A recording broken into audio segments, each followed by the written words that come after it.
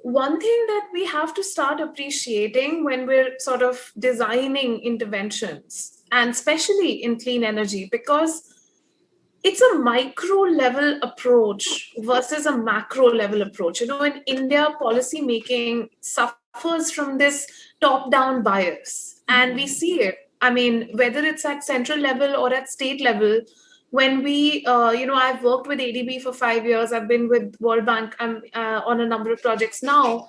And, we see it every time we enter a state or in the country, that it's the secretary, unless the secretary or the top government official gives a directive, the file doesn't move, the program doesn't go through. So we need to have more evidence based policy design and program design, which is much more micro. We know that the Clean Cook Stoves initiative is something which works well in the clean energy space. We know that there are certain behavioral reasons why even today so many million women in India continue to use the chula, and they don't actually switch to a clean cook stove, but nobody is talking to those women. And even the studies which do exist, which document those challenges, are often ignored when you are looking at funding the initiative. So I think it's very important for us to now start designing policy interventions by listening to the women on ground and understanding, on three pillars, that yes, we want interventions at the community pillar because we want to build women entrepreneurs, women micro entrepreneurs who can work in the clean energy space and work in rural areas.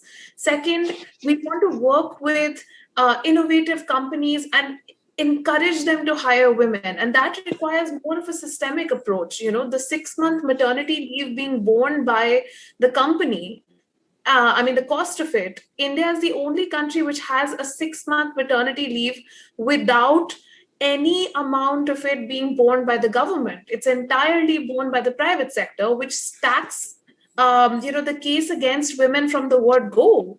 And there is no law asking, you can ask in any interview, are you married? Are you planning to have a child?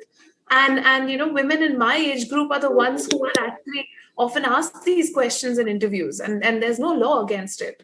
So, this unconscious biases, discrimination, the lack of flexible work arrangements. So I feel like we have to design our interventions at three levels, really. One is the community level, the second is the informal sector, and the third is the formal sector. Only then can we actually increase women's representation. And it has to be more demand driven, bottom up rather than top down. Thank you.